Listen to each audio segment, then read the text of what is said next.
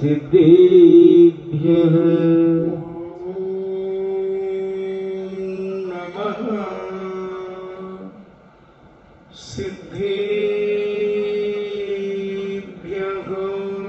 ॐ नमः सिद्धेभ्यः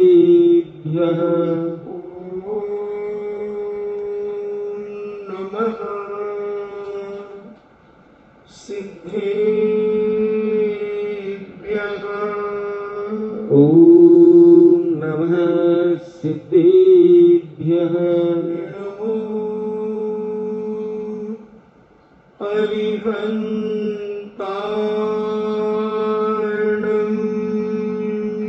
नमो अरिहन्ताणम् नमो सिद्धाणम्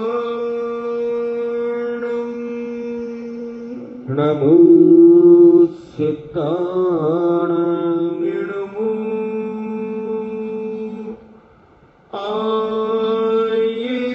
आयर्याणम् नमो आयर्याणम् नमो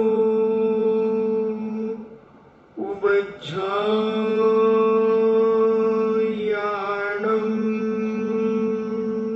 नमो वज्रायाणम् नमो लोये सव्यसाभूणम्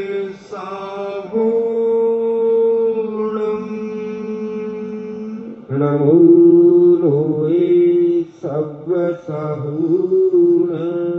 पंच परमेश्वरी भगवान की जय अहिंसामयी वीतराग विश्व धर्म की जय देवादिदेव 1008 श्री आदिनाथ भगवान की जय देवादिदेव 1008 चिंतामणि घोर उपसर्ग विजेता श्री पार्श्वनाथ भगवान की जय देवादिदेव 1008 शासन नायक बाल ब्रह्मचारी भगवान महावीर स्वामी की जय परम पूजनीय निर्व्यापक श्रवण मुनि श्री सुधा सागर जी महाराज की जय परम पूजनीय 3,9 करोड़ महामुनि राजों की जय तपोदय अतिशय क्षेत्र की जय परम पूज्य श्री गंभीर सागर जी महाराज की जय। इच्छामि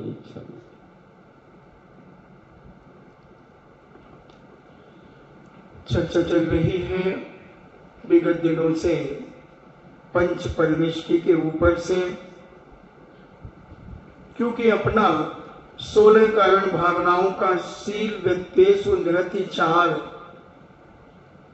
जो भावना है उस भावना के संबंध में चर्चा चल रही थी और उन शील व्रतों की चर्चा करते हुए अपन 5 अणुव्रत, 4 शिक्षाव्रत, 3 गुणव्रत, अपन ने अणुव्रत और गुणव्रत की चर्चा सुनी। फिर जब शिक्षा व्रत की बात आई, सामायिक शिक्षा व्रत की चर्चा पर अपन माला के संबंध में चले गए थे। लगभग 2 महीने हो गए होंगे, क्योंकि सामायिक करने के पहले हमें माला का ज्ञान होना चाहिए। माल का ज्ञान तो बच्चे को भी हो जाता है, मगर माला का ज्ञान बच्चों के माता पिता दादा दादी तक को नहीं होता। और इसलिए कहते हैं कि माला तो फेरते हैं मगर माला में मेरा मन नहीं लगता। तो इसीलिए विचार किया कि सामायिक शिक्षा व्रत इनको बताने के पहले माला कैसे फेरते हैं और तुम्हारा मन लगे, मन की एकाग्रता बढ़े, तो उस नमोकार मंत्र को सहारा लेकर एक एक परमेष्टि के मूल गुणों पर माला फेरने का तरीका बताने का प्रयास किया। अनंत भगवान के 46 मूल गुणों पर चर्चा की, सिद्ध भगवान के 8 मूल गुणों पर चर्चा की, आचार्य परमेष्टि के 36 मूल गुणों पर चर्चा की, उपाध्याय परमेष्टि के 25 मूल गुणों पर चर्चा की। अब आती है नमो लोये सभ्य साउणम। तो ये मुनि महाराज कैसे बन जाते हैं? केवल कपड़े उतार देते हैं तो क्या मुनि महाराज बन जाते हैं? तो क्या इनके मूल गुण होते हैं? अगर मूल गुण होते हैं तो क्या होते हैं? कौन कौन से मूल गुण होते हैं? उनकी क्या व्याख्या होती है? तो अपन आज साधु परमेष्टि के बारे में समझेंगे कि जो नमो लोये सभ्य साउणम, जो अंतिम पद नमोकार मंत्र में दिया गया, उस साधु कौन है? उस मंत्र के अनुसार किसे साधु माना जाए? क्योंकि साधु, हर दर्शनकार ने अपने अपने साधुओं की स्थापना की है। चाहे बौद्ध दर्शन हो, चाहे सांख्य दर्शन हो, चाहे वैशेषिक हो, चाहे चारवाक हो, जितने भी दुनिया में दर्शन है, यानी अपन ये माने 363 मतों में अपने अपने तरीके से, अपने अपने ढंग से साधु संतों की स्थापना है। तो जैन दर्शन ने भी अपने ढंग से स्थापना की है। जब तुम हमारे साधु संतों को स्वीकार नहीं करते तो हम तुम्हारे को नहीं करते, ये तो स्वाभाविक है। मुसलमानों के यहाँ भी साधु संत हैं, फकीरों के नाम से जाने जाते हैं, मौलानाओं के नाम से जाने जाते हैं। ईसाइयों में भी साधु संत जो पादरी के नाम से जाने जाते हैं।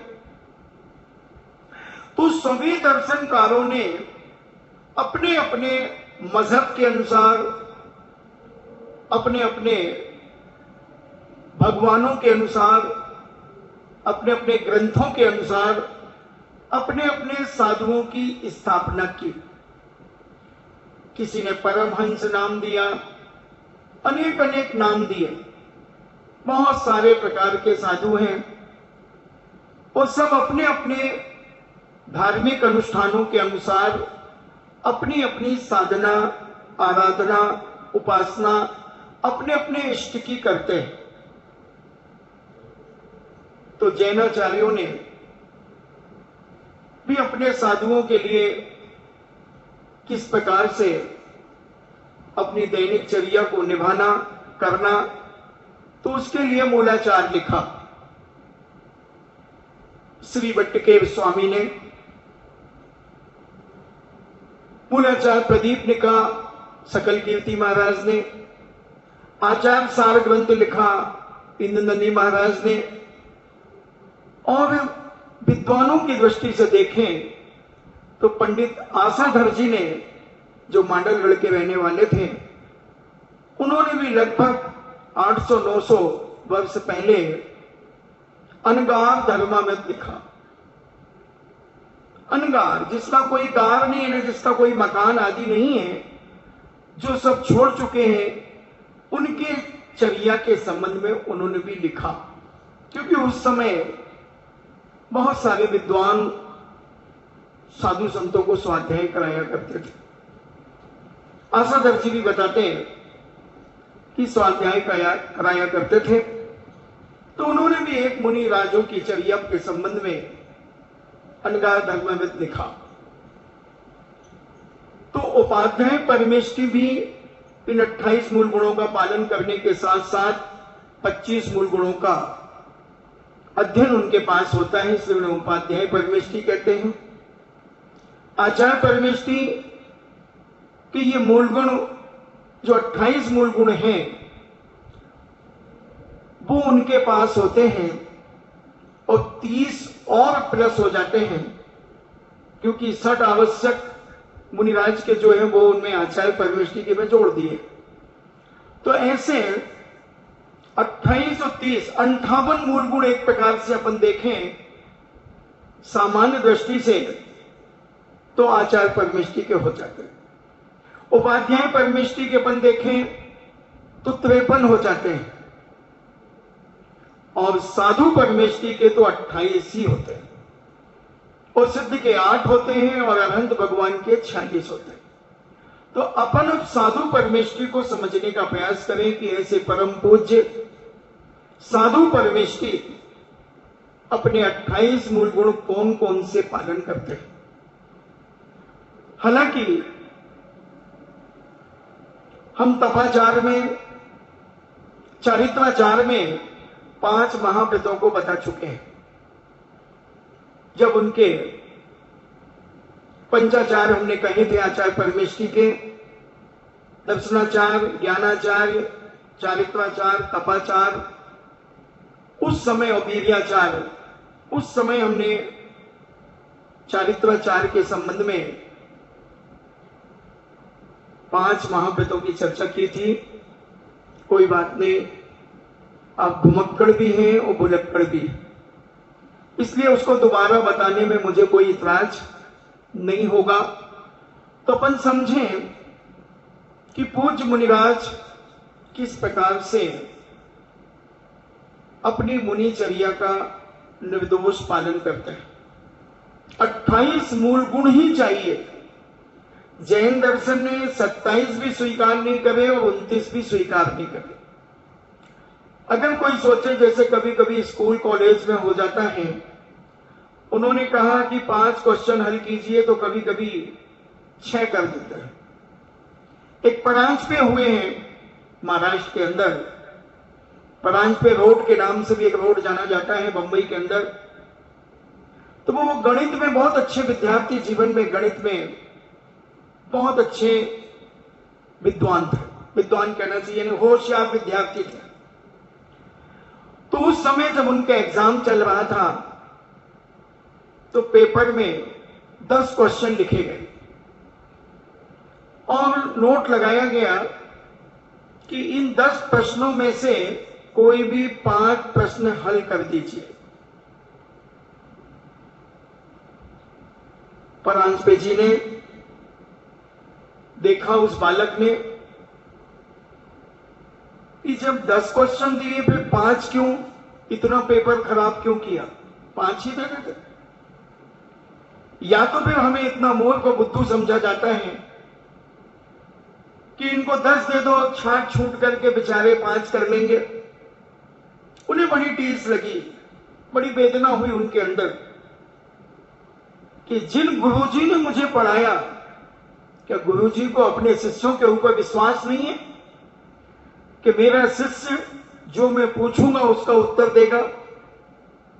ये तो बहुत सोचनीय दशा होगी, बड़ी दयनीय दशा हो गई, निंदनीय दशा हो गई हम विद्यार्थियों के लिए, हम छात्रों के लिए। इतना उन्होंने विचार किया, सोचा और अपनी लेखनी उठाई और उत्तर पुस्तिका ली और उन्होंने पहले प्रश्न से लेकर के 10 प्रश्न कर डाले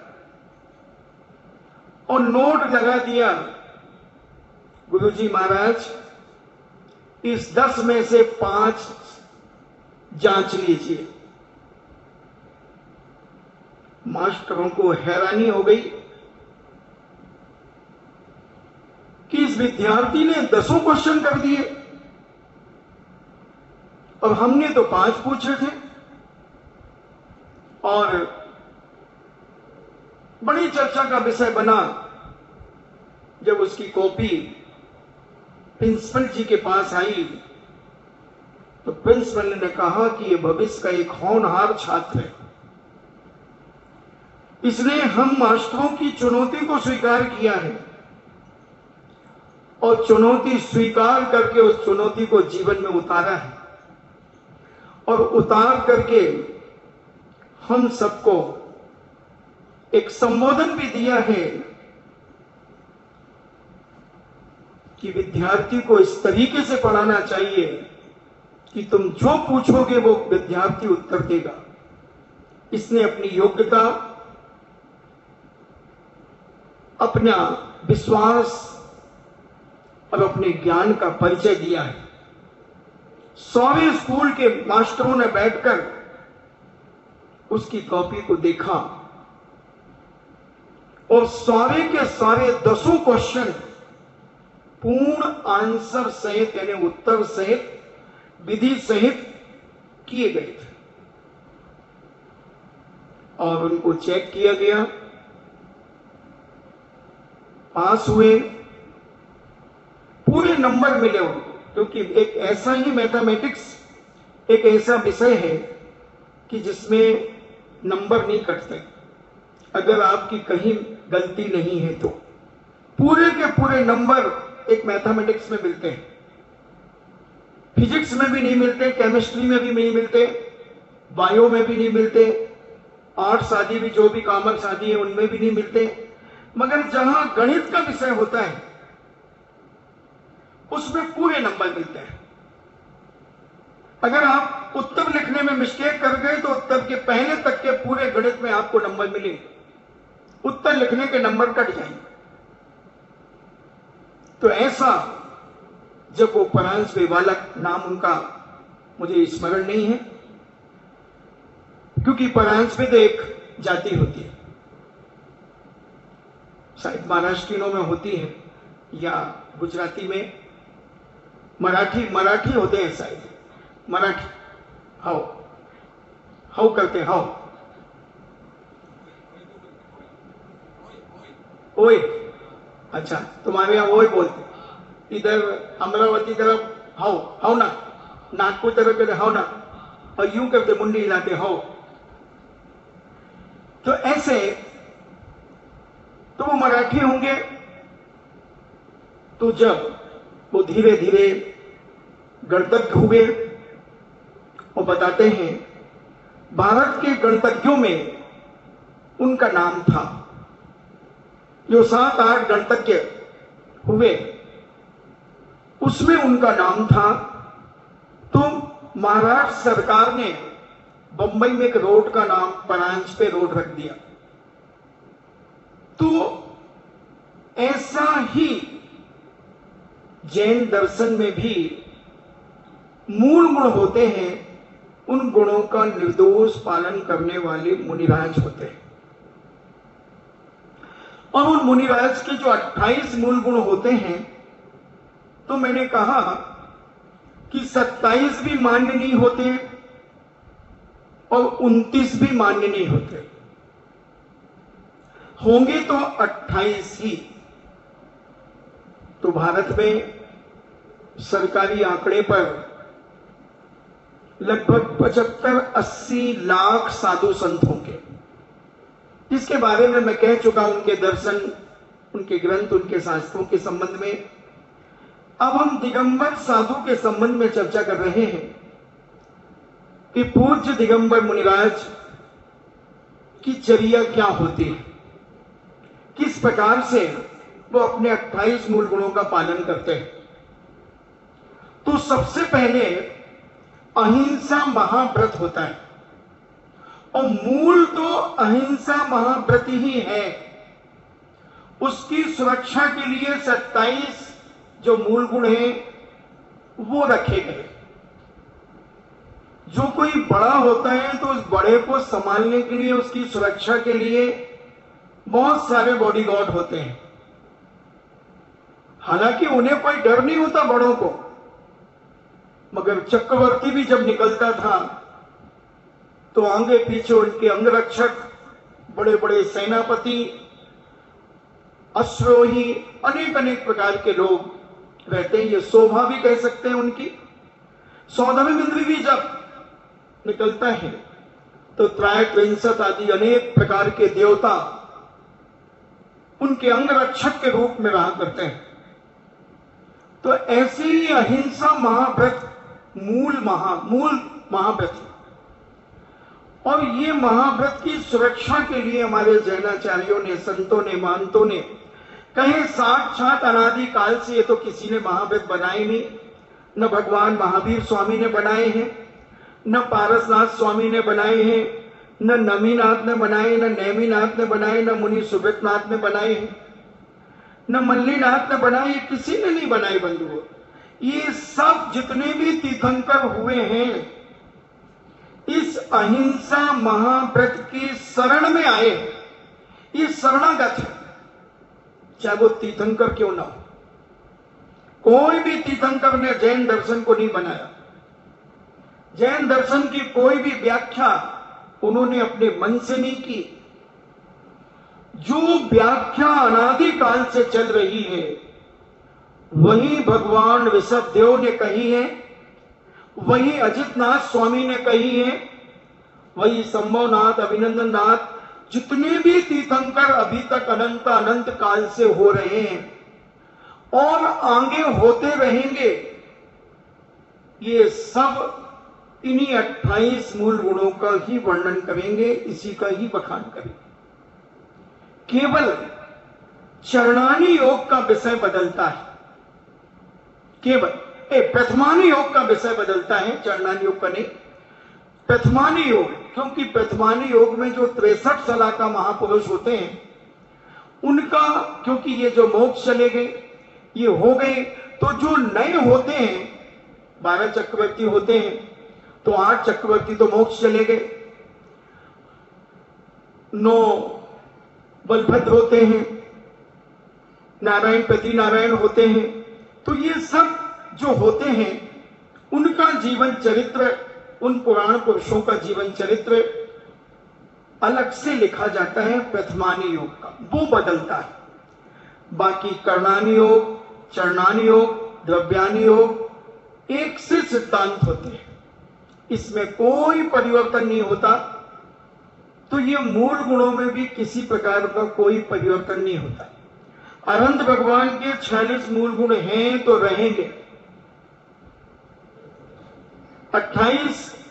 8 सिद्ध भगवान के मूल गुण हैं तो हैं, रहेंगे। आचार्य परमेष्ठी के 36 मूल गुण, उपाध्याय के 25 मूल गुण, मगर प्लस 28 जोड़ते जाना, क्योंकि मुनि नहीं बनेंगे और उपाध्याय कैसे बन जाएंगे। एक वो बात अलग है कि कर्नाटक तरफ, महाराष्ट्र कर्नाटक में एक उपाध्याय ही चलते हैं, वो जो मंदिर में पूजा करते हैं और मंदिर की चढ़ी हुई तरफ उठा करके अपने घर ले जाते हैं, उन्हें उपाध्याय कहते हैं। वो आजीविका ही उसी में चलती है उनकी। महाराष्ट्र में भी ऐसी बहुत मंदिरों में चलती है, कर्नाटक में तो है ही। मगर अभी अपने संघ के कुछ साधुओं ने, पूज्य नियम सागर जी, अक्षय सागर जी और आगम सागर जी भी पहुंच गए, तो इन लोगों ने जो 15-20 साल से पूज्य नियम सागर जी महाराज, जो निर्यापक नियम सागर जी महाराज दूसरे नंबर के बनाए गए पूज्य गुरुद्वारा, तो इन्होंने बहुत मेहनत की वहां के लोगों को समझाने की। मगर जो बाप दादाओं से जो रूढ़ियां चली आती हैं, उन रूढ़ियों को समझाने में बहुत मेहनत लगती है। और अक्षय सागर जी महाराज भी बहुत अच्छा कार्य कर रहे हैं। समता सागर जी महाराज ने भी महाराष्ट्र में कई जगह चातुर्मास किए, उन्होंने भी बहुत मेहनत की। अभी 2-4-5 साल से, लगभग 3-4 साल से आगम सागर जी महाराज भी महाराष्ट्र में यज्ञ तत्व चतुर्मास कर रहे हैं, वो भी मेहनत कर रहे हैं। तो ये उपाध्याय वो कहलाते थे, अभी भी हैं बहुत जगह। वो ना अभिषेक किसी को करने देते, वो स्वयं अभिषेक करते हैं, स्वयं पूजन करते हैं, वो सारी चढ़ोतरी अपनी आजीविका के लिए ले जाते हैं। मगर काफी कुछ सुधार हुआ है। तो वो उपाध्याय की बात नहीं कर रहा हूं यहां पर। यहां तो पहले दिगंबर मुनि बनने के बाद फिर जिनको ये 11 अंग 14 पूर्व का ज्ञान हो जाता है, तो उन्हें उपाध्याय पद से विभूषित किया जाता है।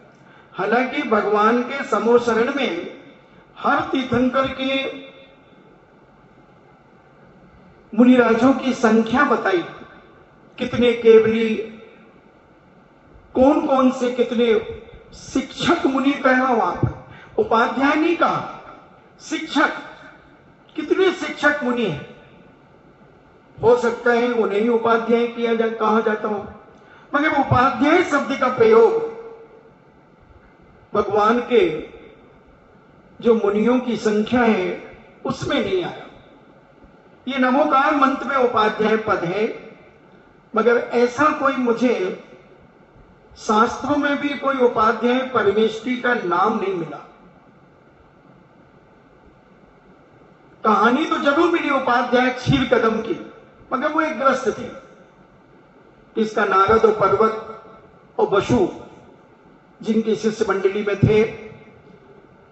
तो उपाध्याय पद 11 अंग 14 फूल को ज्ञान होना चाहिए, मगर उसके पहले उपाध्याय और आचार्य बनने के पहले मुनि बनाया जाता है।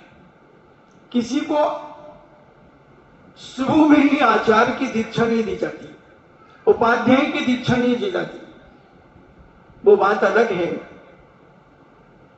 पंचम काल है, कुछ एक दो ऐसे प्रसंग देखने में ही मिले, समझ लो कि क्षुल्लक से मुनि दीक्षा देकर के तत्काल आचार्य पद दे दिया। ऐसे भी केस वर्तमान में हुए। खैर, तो अपन ये जरूर समझें कि जो जो उपाध्याय हैं, जो जो आचार्य परमेष्ठी हैं, उनके पास 28 मूल गुण हैं ही। जैसे जो करोड़पति हैं वो लखपति तो है ही, जो लखपति हैं वो हजारपति तो है ही, और जो हजारपति हैं वो 100पति तो है ही, और जो 100पति हैं वो 10पति तो है। उसी प्रकार जो उपाध्याय आचार्य परमेष्ठी हैं वो सब मुनि तो पहले हैं।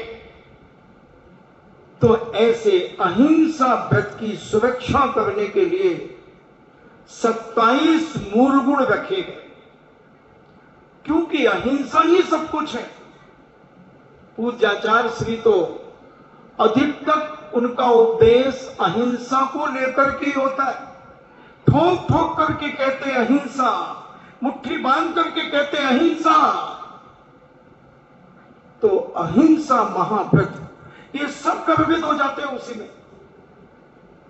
तो इसकी सुरक्षा के लिए ये 27 मूल गुण और रखे।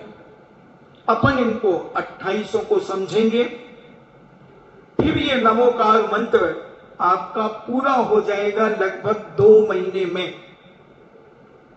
और ऐसी माला जो मैंने बताई, ऐसी माला अगर आप जब फेरोगे तो एक माला 2 महीने में भी पूरी नहीं होगी। सुन रहे हो ना? महाराज जी ऐसे फिर रोटी कब खाएंगे? जैनी भाई को रोटी सबसे पहले दिखती है, सबसे पहले रोटी दिखती है। माला नहीं दिखेगी उसे, तो माल दिखेगा। माल कैसे खा लूं, वो भी खिला दूंगा और माला भी पहना दूंगा। तो अहिंसा जीवन पर्यंत के लिए त्रस्त जीवों का और स्थावर जीवों का मन वचन काय से त्याग करना, कृत से भी करना, कार्य से भी करना, अनुमोदना से भी करना। इनका विघात नहीं करना, यानी इनका विनाश नहीं करना। इस और न द्रव्य हिंसा करना और न भाव हिंसा करना। जो इनका त्यागी होता है, और राग द्वेष में जो भाव हिंसा होती, मन से बैठे बैठे अभी जैसे चल रहा है, कुछ चीन से, पाकिस्तान से, लद्दाख से, भारत भी उसमें धीरे धीरे। अब अपन कुछ नहीं कर सकते, मगर तुम भी बैठे बैठे दांत मिसमिसाओगे। जब युद्ध अगर होगा तो तुम यहां से भाव हिंसा करोगे, मगर साधु संत न भाव हिंसा करेंगे और न द्रव्य हिंसा करेंगे। मन से भी नहीं, वचन से भी नहीं, काय से भी नहीं, कृत से भी नहीं, कार्य से भी नहीं, अनुमोदना से भी नहीं, राग से भी नहीं और द्वेष से भी नहीं। इन सब तरीके से हिंसा का त्याग करना ही अहिंसा कहलाता है। और जब इस प्रकार से हम त्याग करते हैं तो वो अहिंसा महाव्रत हो जाता है। ऐसा अहिंसा व्रत का पालन जो करते हैं वो पूजनीय मुनि महाराज का पहला मूल गुण है। पहला मूल गुण अहिंसा महाव्रत। अब जब आप नमो लोहे सभ्य साउणम पर आए, अभी अरण्य सिद्धाचार्य पर आए, फिर उपाध्याय पर जब आए, तो आप आचारांग, सूत्रकृतांग, संवयांग, आदि एक एक पर कम से कम दृष्टि तो डालें, उनको याद कर लें। अभी पूज्य मुनि श्री ने लॉकडाउन के अंदर बच्चों को सिखाया 46 मूल गुण, सिद्ध भगवान के 8 मूल गुण, आचार्य के 36 मूल गुण, उपाध्याय के 25, ये सब याद करा दिए। और जिनने नहीं किए हो वो कम से कम धीरे धीरे कर लें। और जब माला जाप करें तो कम से कम एक बार, पूरा एक बार स्मरण हो जाए नमो अरिहंताणम, तो जन्म के 10 अतिशय आपको झलक जाए आपकी आंखों के सामने। केवल ज्ञान के 10 अतिशय झलक जाएं, देवकृत 14 अतिशय झलक जाएं, अष्ट प्रातिहार झलक जाएं, अनंत चतुष्टय झलक जाएं, नमो अरिहंताणम जब आप कहें। फिर सिद्धाणम जब बोले तो 8 मूल गुण सिद्ध परमेष्टि के। फिर जब नमो आयरियाणम बोले और भी समझ ले, नमो अरिहंताणम में कहते तो लोक में जितने अनंत भगवान है वो सब स्मरण में आना चाहिए। महाराज जी इतने कैसे, तो कोई बात नहीं, चलो जो तुमने बहुत श्रद्धा और भक्ति से जिनको नमस्कार किया है, तुम आंख बंद करते ही जो तुम्हारे सामने आ जाते हैं अनंत भगवान, नमो अरिहंताणम कहते ही तुम्हें वो भगवान स्मरण में आना चाहिए। और उन तीर्थंकर भगवान के जन्म के 10 अतिशय, केवल ज्ञान के 10 अतिशय, देवकृत 14 अतिशय, अष्ट प्रातिहारी और अनंत चतुष्टय, ये कम से कम झलक जाए। 1-1.5 मिनट कम से कम लगे, 1 मिनट भी मान लो लगेगा। फिर नमो सिद्धाणम, 8 मूल गुण सिद्ध भगवान के अशरीरी रूप का स्मरण करें और उनका स्मरण करें। फिर नमो आयरियाणम, तो लोक में जितने आचार्य परमेष्ठी हैं जो निर्दोष चर्या का पालन करते हैं वो स्मरण में आए। महाराज जी ये भी बहुत मुश्किल है, तो कोई बात नहीं, जो तुम्हारे इष्ट आचार्य हो, जो तुम्हारे मूल आचार्य हो, उन आचार्य को स्मरण करो नमो आयरियाणम, उनके 36 मूल गुण स्मरण करो। फिर नमो वज्रायाणम, उपाध्याय परमेष्ठी कौन कहलाते हैं? जो आचार्य के शिष्यों को पढ़ाते हैं और स्वयं पढ़ते हैं, उनको स्मरण करो। और साधु परमेष्ठी जो 28 मूल गुणों का निर्दोष पालन करते हैं और तुम्हें आंख बंद करते ही हूबहू तुम्हारे सामने प्रकट हो जाते हैं। जैसे आप यहां बैठे हैं और आंख बंद करें और अपने परिवार के किसी भी व्यक्ति का स्मरण करें, वो आपको हूबहू सामने दिख जाएगा। जैसे मैनी जर्नी को अपना बेटा अभी 1 मिनट में झलक जाएगा कि उदयपुर में पहुंच गया और ऑफिस में बैठ करके काम कर रहा, पूरी शकल उसकी आ गई तुम्हारे सामने, आ गई ना। हाँ, तो ऐसे ही तुम अपने परिवार के किसी भी व्यक्ति को स्मरण करते हो राग में, मोह में, तो इधर बीत रागता के लिए उन आचार्य परमेष्ठी जो तुम्हारी श्रद्धा के विषय हैं, मैं नहीं कह रहा हूं, नाम नहीं ले रहा हूं, नहीं तो तुम कहोगे, तुम कहने में तो कहीं नहीं चूकते, महाराज जी अपने गुरु का बता रहे, हमारे गुरु बनीलू विद्यासागर जी महाराज, मैंने तो नहीं बोला। अगर तुम्हारी आस्था, श्रद्धा, विश्वास और तुम्हें लगे कि दिगंबर जैन धर्म में ये बेजोड़ आचार्य हैं, ज्येष्ठ और श्रेष्ठ आचार्य हैं, कहीं से कोई शिथिलाचार इनके जीवन में फटकता नहीं, त्याग और तपस्या में बेजोड़ है, साधना में अलौकिक है, संघ संचालक में बेजोड़ है, दीक्षा देने में विवेकशील है, सारी चीजें अगर तुम्हें इनके पास मिलती हो तो तुम नमो आयरियाणम में इनका स्मरण कर सकते हो, कर सकते हो। मैं नहीं कह रहा हूं करो, अगर तुम्हारी आस्था हो, तुम्हारी किसी शिथिलाचारी पे आस्था हो तो उसका तो गुणस्थान ही नहीं है, वो तो उस पद पे है ही नहीं, केवल भेष है, उसके अंदर तो भाव है ही नहीं, तो तुम्हारी माला ही खंडित हो जाएगी, प्रभाव ही नहीं पड़ेगा। उसी प्रकार उपाध्याय परमेष्ठी वो होते हैं जो आचार्यों के शिष्यों को पढ़ाते हैं और स्वयं पढ़ते हैं। तो 11 को 14 फुट तो आज वर्तमान में उपलब्धि नहीं है, तो इतना ज्ञान तो वैसे नहीं होगा, इतना क्षयोक्षम ही नहीं है। तो कम से कम जितना वर्तमान में दिगंबर साहित्य है उसका तो ज्ञान उन्हें होना ही चाहिए, और लौकिक ज्ञान भी होना चाहिए, अन्य दर्शनों का भी ज्ञान होना चाहिए, और जो अपने गुरु के शिष्यों को पढ़ाते हो वो उपाध्याय परमेष्टि का स्मरण करें। तो मुझे तो अभी तक ऐसा कोई नहीं मिला वर्तमान में। मैंने ऐसे उपाध्याय परमेष्टि को सुना कि उपाध्याय पद पर तो बैठ गए मगर विद्वानों से तत्वाल सूत्र पढ़ रहे हैं, जैन सिद्धांत प्रवेश का पढ़ रहे हैं उपाध्याय बनने के बाद। अब बोलो इनका क्या करें?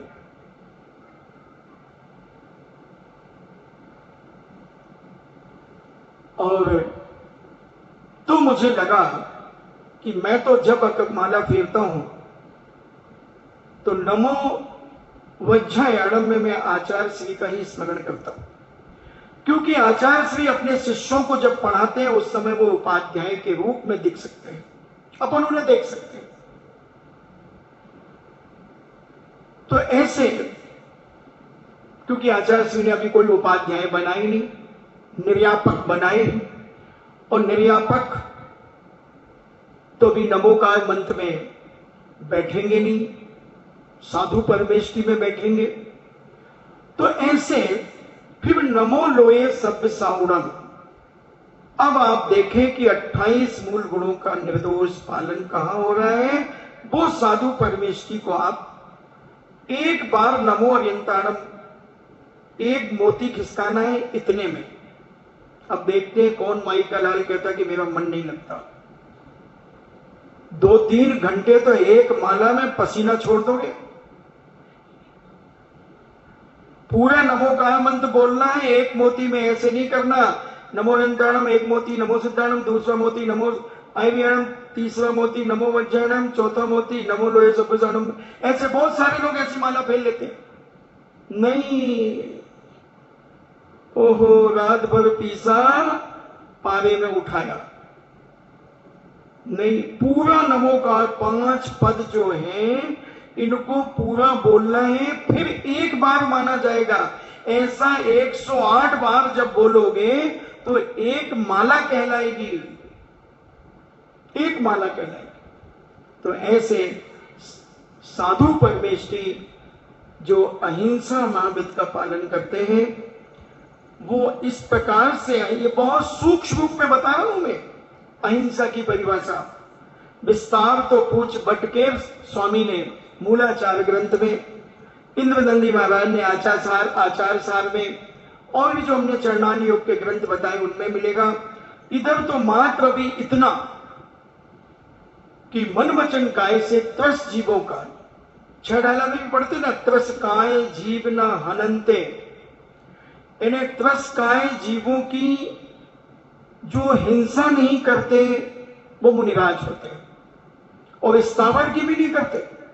अब आप कहो, फिर हम कहते हैं कि जो मुनि कूलर पंखा लेता है इसमें कितनी हिंसा हो रही है। जल काय जीवों की हिंसा हो रही है, वायु काय जीवों की हिंसा हो रही है, और इसमें अग्नि काय जीवों की हिंसा हो रही है। अब 6 काय जीवों की हिंसा कहां बच रही है?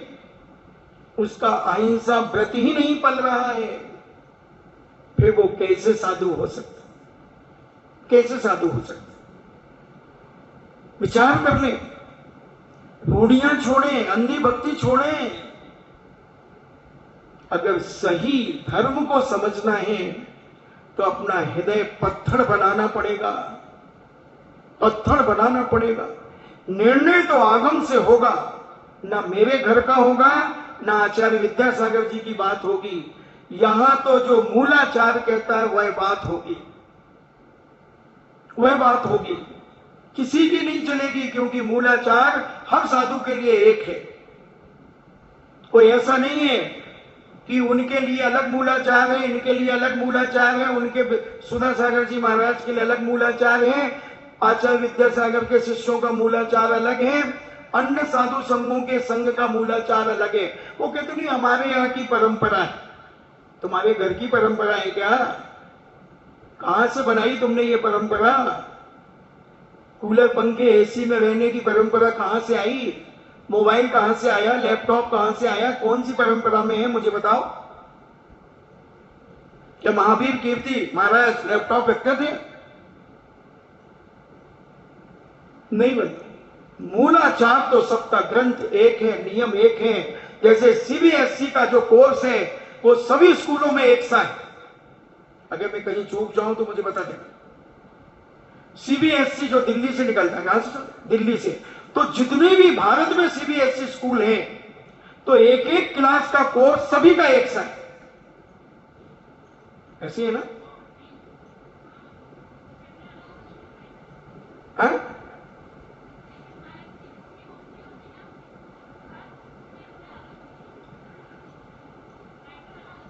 राइटर अलग हो सकता है, मगर विषय तो वही होगा जो सब में पढ़ाया जा रहा है। चलो, राजस्थान का तो होगा सीबीएसई का, राजस्थान के सभी स्कूलों का एक सा होगा, वहां चेंज नहीं होगा। राजस्थान में जितनी भी सीटों में पता कर लूंगा, ये तो उदाहरण दे रहा हूं आपको। मगर जैन दर्शन में तो जो मूल ग्रंथ कहेगा वो सबको मान्य होगा। मूलाचार, जिसमें मूल आचार लिखे हुए हैं कि कैसा आचरण मुनिराजों को करना। तो जितने भी पिछीधारी दिगंबर मुनिराज होंगे उनको उस मूलाचार के अनुसार अपनी चर्या करना होगी, और जो मूलाचार के अनुसार नहीं करेगा वो नमो लोये सभ्य साउणम के अंतर्गत नहीं आएगा, उसका गुणस्थान ही नहीं बनेगा, नहीं बनेगा। चाहे वो उपाध्याय परमेष्टि हो, चाहे आचार्य परमेष्टि हो, और चाहे साधु परमेष्टि हो। अगर वो मूलाचार के अनुसार अपनी चर्या नहीं कर रहे हैं तो जैनाचार क्या, भगवान उन्हें स्वीकार नहीं करेंगे। वो नमोकार मंत्र में गर्वित नहीं होंगे। अगर तुम नमोकार मंत्र में उनको स्मरण करते हो तो आपका मंत्र, आपकी जाप भी शुद्ध नहीं मानी जाएगी, अशुद्ध मानी जाएगी, क्योंकि आप अशुद्ध को उस पद पर बिठा रहे हो। कई अशुद्धियां हो सकती हैं, तो ये विवेक बहुत जरूरी है। क्योंकि हमने ऐसी घुटियां पी ली हैं, हमने अंदर इतनी ज्यादा अशुद्धियां अपने भीतर डाल ली हैं, तो हमें वही स्मरण आता है, और हम तो कह देते हैं हमसे तो अच्छे हैं। क्या अच्छे हैं तुमसे? ये चश्मा वो माइक में तुलना करो, चश्मा अच्छा है माइक से, ये क्या मानता है? गृहस्थ कहे कि वो साधु हमसे अच्छे हैं, क्या ये तुलना है? साधु साधु में तुलना होगी, माइक माइक में तुलना होगी, चश्मे चश्मे में तुलना होगी। एक पद पे जब जो दो व्यक्ति, जैसे कलेक्टर है, एक कलेक्टर मान लीजिए भीलवाड़ा जिले में आया, इसके पहले एक कलेक्टर और आया था, और जो अभी वर्तमान में था मान लो चला गया, दूसरा आ गया। 3 कलेक्टर में तुम तुलना कर सकते हो कि वो कलेक्टर, ये कलेक्टर, ये कलेक्टर, तीनों में अच्छा कौन है? किसने मैनेजमेंट व्यवस्थित अच्छा किया? किसने अनुशासन पूर्वक कानून के अनुसार जिले को संभाला? तो तुम कलेक्टर में और एसपी में क्या तुलना करोगे? ये बहुत सोच हमारे गलत होते चले जा रहे, और ऐसी घुटी पी ली है कुछ लोगों ने, ऐसी पीस करके दे दी है बिल्कुल कि उनकी नस नस में, रग रग में बैठ गई वो। उन्हें लाख समझाओ, उन्हें सत्य समझ में नहीं आता। बंधुओं, इस जन्म में नहीं तो पर जन्म में समझना पड़ेगा। अगर तुम भव्य हो तो तुम्हें अपनी धारणा बदलना पड़ेगी और सत्य की पहचान करना पड़ेगी, नहीं तो संसार में डुलते रहोगे। तुम भी डुलते रहोगे, तुम्हारे गुरु भी डुलते रहेंगे। लोभी गुरु लालची चेला होए नरक में ठेलम ठेला, होगी वहां दशा। इसलिए जब धर्म शास्त्र का निर्णय होगा तो आगम से ही निर्णय होगा बंधु। ना हमारी चलेगी, ना पूज्य मुनि श्री की चलेगी, मैं तो कहता ना आचार्य श्री की चलेगी। किसी की नहीं चलेगी, जो आगम कहता है वो चले, वो मान्य करना मानना ही पड़ेगा। और नहीं मानोगे तो मार्ग से हट जाओगे, फेल हो जाओगे। ऐसा अहिंसा महाव्रत, सत्य महाव्रत, मन से सत्य सोचना, वाणी से सत्य बोलना और काय से सत्य आचरण करना तथा कर्कश सावध्य वचनों का उच्चारण का त्याग करना, आरंभ सारंभ की चर्चाएं करना। अरे तुम्हारा मकान ठीक बन गया? तुम्हारा मकान बन रहा था। हाँ महाराज जी अभी थोड़ा रह गया। अच्छा बनाओ यार, जल्दी बनाओ। हाल नहीं कराओगे क्या नए मकान में? हाँ, श्रावक तो खुश हो गया। बस महाराज जी आप कब पधारे हमारे यहाँ, कब पधारे? मगर वो साधु ही पधार गया, पहले ही पधर गया, वो तो चला गया, क्योंकि उसने समर्थन कर दिया। उस आरंभ सारंभ सावध की चर्चा करके मजे ले लिए, खुश हो गया। क्या लेना देना है? क्या तुम्हारे मकान नहीं थे क्या पहले, जो उसके मकान से प्रभावित हो रहे हो? क्या तुम्हें भोजन नहीं मिल रहा जो तुम उसके मकान में भोजन करके जाना चाहते हो? क्या कारण है? तो कहते हैं यहां पर सत्य महाव्रत क्या होता है? मन से सत्य बोलना, वाणी से सत्य बोलना और काय से सत्य आचरण करना। ये और कर्कश वचन नहीं बोलना कि किसी को चुभ जाए। अगर कर्कश बोले तो सत्य महाव्रत गया। इधर अतिचार भी नहीं लगते, सीधा अनाचार होता है। और सावध्य वचनों के उच्चारण का त्याग करना ये सत्य महाव्रत है, अचौर्य महाव्रत। अब इसमें सत्य में ये समझ लेना थोड़ा सा, क्योंकि उदाहरण एक ही ज्यादा समझ में आता है। मान लो कोई मुनिराज यहां बैठे हैं और एक गाय यहां आई थी, चौकीदार ने गाय को भगा दिया और गाय इस गेट से निकल करके बाहर चली गई स्कूल की तरफ। इतने में एक आदमी आया, खंजर लिए था। अब वो कहता महाराज जी यहां गाय आई थी क्या? अब तुम क्या कहो? अगर तुम कहते हो हाँ आई थी और इधर गई है, तो वो वहां जाके उस गाय को मारेगा। कसाई है मान लो। अब तुम यहां झूठ अगर बोलते हो, यहां मायाचारी करते हो, तुम खड़े हो गए और तुमने कहा जब से मैं खड़ा हूं जब से तो यहां कोई गाय नहीं आई। कोई दोष नहीं है, क्योंकि उद्देश्य अहिंसा धर्म का है। मूल व्रत अहिंसा है, अहिंसा को बचाना है।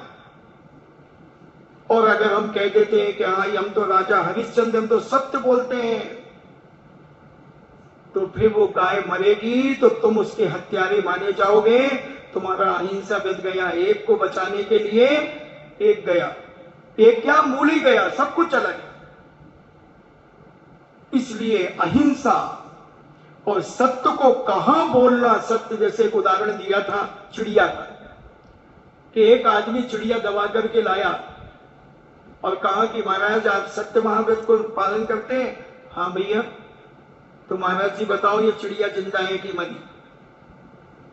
अब देखा तो उसकी आंखें खुली हैं और आंखें हिला रही है, चू चू भी कर रही है। अब सोचा ये आदमी क्यों पूछ रहा है, जब जिंदा है तो ये मरी और जिंदा क्यों पूछ रहा है? जरूर कोई छल है। फौरन विवेक लगाएगा साधु, अगर मैं कह दूंगा ये जिंदा है तो ये दबा देगा, 1 मिनट को कहेगा तुम झूठ बोलते हो, तो मरी है। और कितनी सी जान होती चिड़िया में, बहुत कोमल होती, जरा सी दबा दी वो गई। और अगर हम झूठ बोल देते हैं कि नहीं ये मरी है, तो ये हमें ही तो बदनाम करेगा कि साधु होकर के झूठ बोल रहा है। मगर एक संगी पंचेंद्री जीव को हम बचा लेंगे जो अणुव्रत धारण भी कर सकता है, और हमने झूठ बोल दिया कि नहीं ये तो मर गई। अब उसने छोड़ दी, खुद गई, वो बैठ गई। वो कहता महाराज जी झूठ बोलते हो, चिड़िया तो जिंदा थी, तुमने मरी कह दी। हाँ भैया गलती हो गई, क्षमा करना, गलती हो गई भैया। बड़े साधु बन गए आकर के, बड़े सत्य मोहब्बत। इतना विवेक नहीं कि जिंदा चिड़िया को मरी कह दिया। हाँ भैया गलती हो गई, ठीक है भैया, मुझसे भूल हो गई, मुझे नहीं मालूम था कि वो जिंदा है। अब वो बड़ा बड़ा तो जा रहा, जाने तो 10-20 को भी कह दिया, कोई फर्क नहीं पड़ता। हमारे भगवान कहते चिंता मत कर, तूने अहिंसा व्रत का पालन किया है और सत्य धर्म है, वो झूठ भी सत्य है, क्योंकि इंटेंशन लक्ष्य क्या है, अहिंसा का समझना।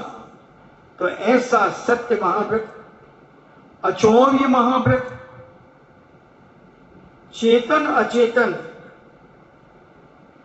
चेतन में क्या आ जाएगा, गाय भैंस घोड़ा हाथी आदि ये सब चेतन। अचेतन घर मकान दुकान सोना चांदी हीरे मोती मूंगा पांडे पन्ना आदि आदि लघुचा आदि लघुका, ये सब अचेतन में आ जाएगा। यानी जिसमें जीव नहीं है वो सारे के सारे अचेतन में आ जाएंगे। मुझे बहुत डर लगता है कि कहीं हमारी शांति भाई सो ना जाए, उसको बहुत जल्दी नींद आती, थक जाती बेचारी।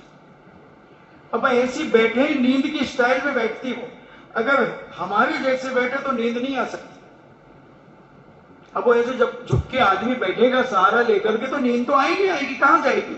अब निद्रा देवी भी अभी घूम रही हमारी एक बहुत दिन से, अब वो प्रसंग आ गया तो वो भी सुनाना बहुत जरूरी है।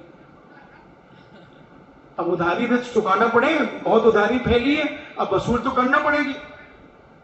तो निद्रा देवी जब नारद से मिली तो नारद ने कहा पगली चली जा, जहां दिगंबर साधु कहीं चातुर्मास कर रहे हो, और वहां जा प्रवचन में चली जा, कोई ना कोई तुझे स्वीकार कर ही लेगा। बोले कोई नहीं, बच्चे तो चाय पी पी करके मुझे भगा रहे हैं और व्यापारी अपनी दुकान चला रहे हैं, शादी विवाह का माल बेच रहे हैं, सब जगह घूम के आ गई, कोई मुझे पसंद नहीं कर रहा।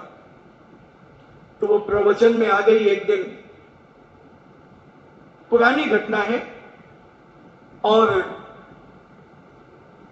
प्रवचन में खूब जम के भीड़ थी, और एक सेठ जी बैठे थे जो रात को 12 बजे दुकान बंद करके आए थे। और वो सोचते थे कि 9:30 पौने 10 बजे प्रवचन छूट जाता है, जब तक बेटा दुकान खोल लेगा और मैं जाकर के भोजन वोजन करके मैं संभाल लूंगा। मगर उस दिन प्रवचनों महाराज का प्रवचन तो आप जानते ही हो, ये तो अभी अभी थोड़ा सा, नहीं तो पहले 11 के पहले तो कभी छूटता ही नहीं था, चाहे गर्मी क्यों ना हो। तो वो सेठ जी को अब थके हारे तो थे ही, और सेठ जी को नींद आने लगी।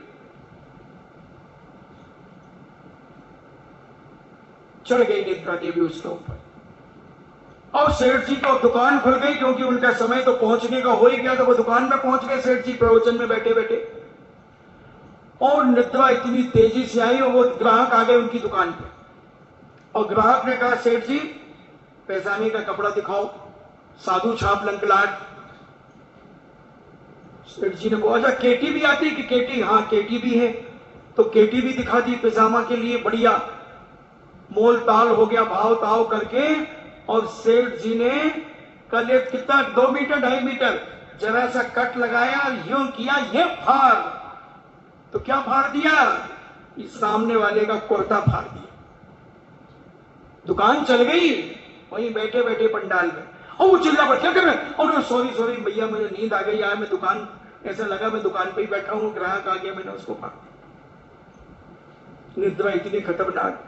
एक और सुना दूं, अच्छा है कि यहां कोई बल्ली से नहीं टिकता। भीलवाड़ा में जब हम 1996 के गर्मी कर रहे थे तो बड़ी अच्छी पब्लिक आती थी शाम को प्रवचन में, ऊपर टेंट लगा हुआ था, गर्मी कर रहे थे। तो एक बहन जी खम्बा से टिकी बैठी थी, और जब आदमी टिक के बैठता और नींद आए तो मुंह तो खुल ही जाता है 1-8 इंच।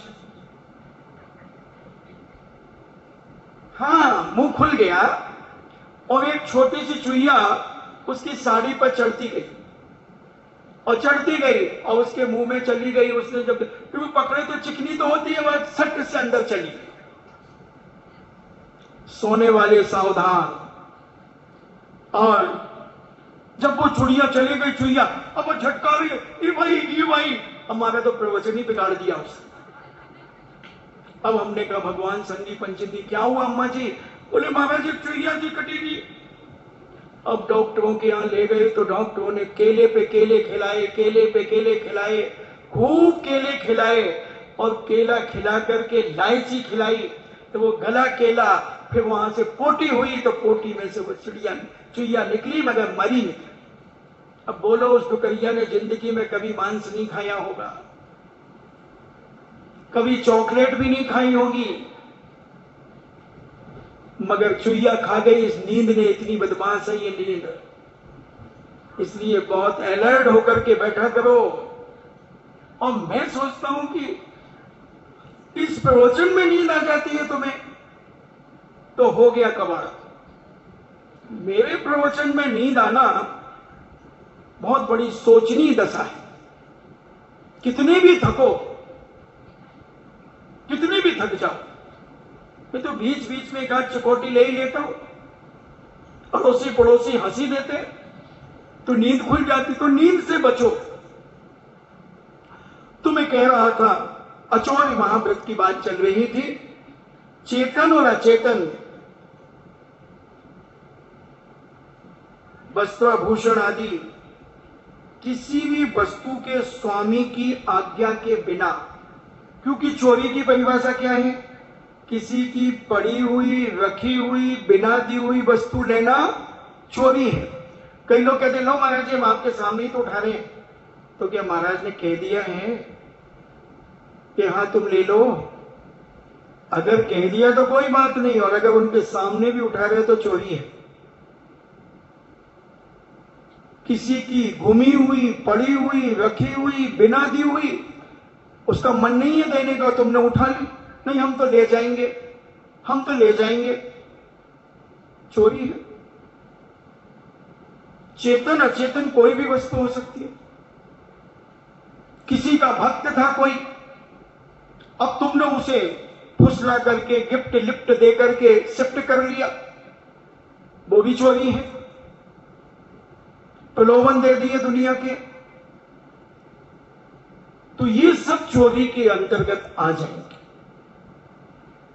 और जो ये काम करता है उसका अचौर्य महाव्रत नहीं होगा। इसलिए चेतन अचेतन सारी वस्तुओं को बिना स्वामी की आज्ञा के स्वीकार नहीं करना। अरे कितना देखो तो जैन दर्शन, अगर किसी के खेत की टाटी लगी है, टाटी समझते ना वो, मेड़ तो लगी, मेड़ के दरवाजा लकड़ी का वो डंडियों का लगा है, वो खोल करके सोच नहीं जा सकते उसमें। अगर खुला है तो जानवर भी जा रहे हैं उसमें, तो उसमें जा सकते हैं, मगर बंद है तो उस मालिक से पूछे बिना नहीं जा सकते। अगर गए हैं तो चोरी का दोष है।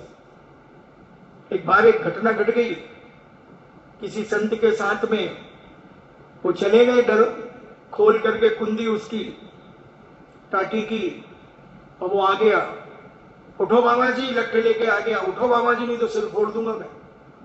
जब बंद था तो तुम क्यों घुसे? अब बाबा जी क्या करें बताओ? बाबा जी कह रहे अभी उठता हूं, उठ। ऐसी स्थिति हो जाए तो नहीं उठाना, नहीं जाना, तब ये अचौर्य महाव्रत पलता है। मैंने कहा था ना कि पूज्य आचार्य श्री, वो कमंडल की बात रह गई थी कि आचार्य श्री क्षुल्लकों के पास आ गए और कहते हैं क्षुल्लक जी महाराज मैं आपका कमंडल ले जाऊं क्या लघुशंका के लिए? क्या पूछना था? उन्हीं ने तो दीक्षा दी थी, उन्होंने ही तो कमंडल दिया था। मगर जिसको अपने व्रतों की चिंता होती है वो 24 घंटे में एक क्षण भी शिथिल नहीं होते, बिल्कुल अलर्ट रहते हैं कि मेरे निमित्त से मेरे व्रतों में कोई ऐसी हरकत से कोई दोष न लग जाए। तो ऐसे अचौर्य महाव्रत का पालन करते हैं। पूज्य मुनिराज कि बिना किसी की आज्ञा के बिना दी हुई वस्तु नहीं लेंगे। सार्वजनिक वस्तु है, फिर भी वहां जो व्यक्ति होगा उससे पूछेंगे कि भैया आप ये चीज देख लें क्या, ये चीज देख लें। है मंदिर की लाइब्रेरी है, उठाओ भरो बैग, 10-20 ग्रंथ रखो अपने, चलो मंदिर का बाबा का माल है। नहीं, अगर एक किताब भी ले ली तो चोरी का दोष लगेगा। कमेटी या पदाधिकारी से पूछ के ले जाओ कि हम इसे ले जा रहे हैं और इसको पढ़ करके वापस करेंगे, या फिर हम रखना चाहते हैं, हमारे उपयोग की है, हमें पाठ करना पड़ते हैं XYZ, तो वो कमेटी के हाँ महाराज जी आप ले, खूब खुशी विनय से तो आप ले जाओ, नहीं तो अपना काम करके छोड़ दो। चोरी, मंदिर की लाइब्रेरियों से इतनी किताबें चली जाती हैं, इतनी किताबें चली जाती हैं, क्योंकि कभी कभी पुरानी लाइब्रेरियां होती हैं, पुराने ग्रंथ होते हैं जो उपलब्ध नहीं होते, तो साधु उनको उठा लेते, ले जाते। अरे भाई अगर तुम्हें चाहिए ये फोटोकॉपी करा लो, अब तो खूब व्यवस्थाएं हैं, मगर ग्रंथ के ग्रंथ ले जाते। हम जब 2000 में आए थे, जब यहां बहुत ग्रंथ थे, अब तो किताबें पत्रिकाएं तो बहुत हो गई, जनरल किताबें तो खूब हो गई, इनके प्रवचन उनके प्रवचन खूब हो गए। पतली पतली पूजा की भक्तांबर जी की किताबें तो कम से कम 2000-3000 से ज्यादा होंगी। पूजा की किताबों की 2 अलमारियां 3 अलमारियां भरी है पूजन की, और हर आदमी को नई किताब चाहिए पूजन की। पुरानी किताबें कितनी 3 अलमारियां किताबों से भरी है पूजन की, जो देखो वही नहीं चाहता है, नहीं चाहता है, फिर नहीं भी उसी दशा में हो जाएंगी, फिर उनको कहां रखोगे, तो इनकी अलमारियां बढ़ती जाएंगी। प्रत्येक व्यक्ति को अपने अपने मंदिर का विवेक रखना चाहिए।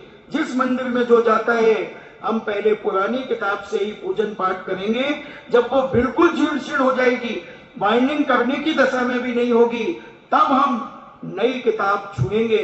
नहीं तो बंधु ऐसे ज्ञानावरणी कर्म का बंद होगा, ऐसा पाप का बंद होगा कि तुम सारी किताबें खराब करते चले जा रहे हो।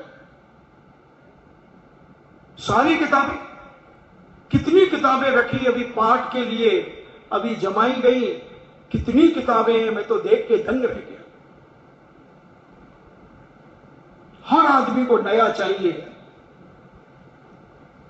उपयोग करके जब वो बिल्कुल अनुपयोगी हो जाए, तब उसकी व्यवस्था करके आप निकालो दूसरी।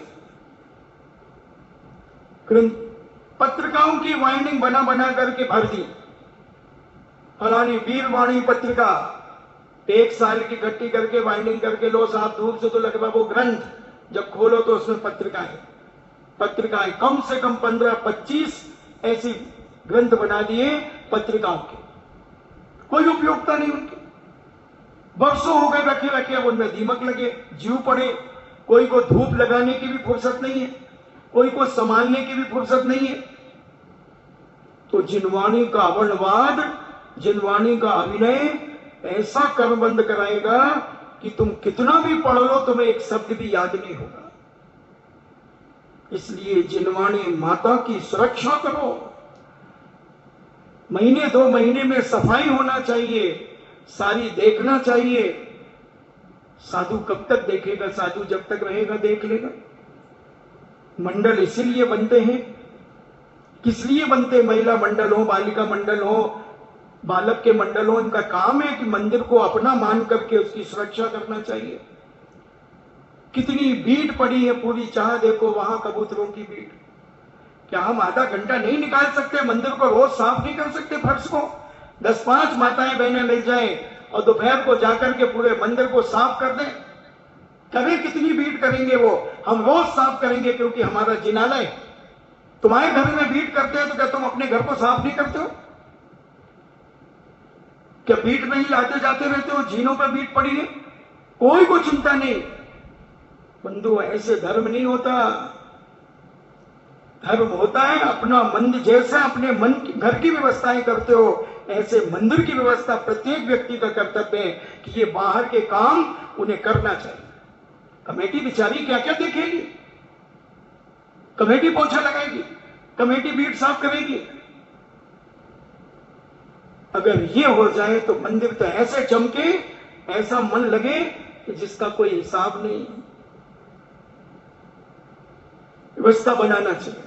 मंदिर पे पूरी एक जाली डलती, भीलवाड़ा के एक मंदिर में एक चिड़िया कबूतर नहीं आता, पूरा ऊपर से अनंत कॉलोनी, अभी पहले पंचकल्याण कराया, पूरे मंदिर में जाली डली है, एक चिड़िया कबूतर कोई नहीं आता, क्योंकि उन्हें तो ये लगता है कि हमारे लिए जाल बिछाया, तो वो आते ही नहीं, कोई भीड़ नहीं, ऐसा चमचमाता है मंदिर, साफ सुथरा, बाहर ऊपर सब ऊपर से ही डाल दी उन्होंने पूरा जाल। तो अपन भी समोसर में भी डाल सकते हैं, अपनी 24सी में भी डाल सकते हैं। चलो अभी इसमें बहुत काम है, मगर उसमें पूरा ऊपर से नीचे तक और अंदर के सारे पक्षियों को बाहर निकाल करके साफ करके और पूरा जाल डाल दिया जाए। एक पक्षी एक बीट मिल जाए तो कहना तुम मुझसे। जाली आती बहुत अच्छी आती है और साल भर तो कम से कम चलेगी, साल भर में फिर बदल दी, कोई पैसे की कमी थोड़ी है। ऐसा अगर हो जाए तो मंदिर को स्वच्छ रखने में भी तुम्हारी जीवन की स्वच्छता होगी, तुम्हारी पवित्रता होगी, तुम्हारे दैनिक क्रियाओं में पवित्रता आएगी और तुम्हारे विचारों में पवित्रता आएगी। ये सारे काम होना चाहिए। तो आज अपन ने 28 मूल गुणों में अहिंसा महाव्रत, सत्य महाव्रत और अचौर्य महाव्रत को समझा। इन्हीं मंगल भावना के साथ जिनवाणी स्तुति।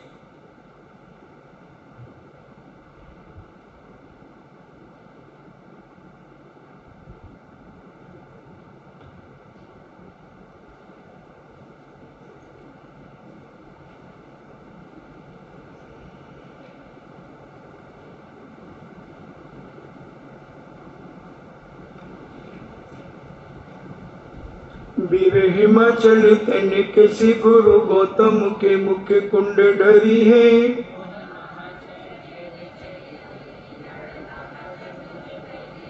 ज्ञान पयो निधि माही रही बहु भंग तरंगन सोचरी है।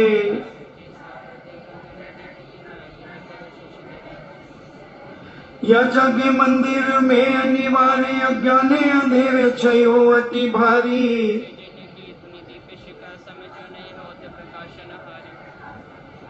तो किस भांति पधारते पाति कहाँ नहीं तेरे हिते अभिचारी।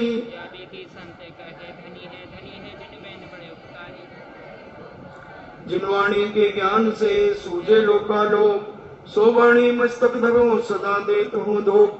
हे जिनवाणी भारती तो जपो दिन रैन, जो तेरो शरणा गए सो पावे सुख चैन। देव भजो अरिहंत को गुरु सेवा निर्ग्रंथ, दया धर्म पालो सदा यही मोक्ष का पंथ।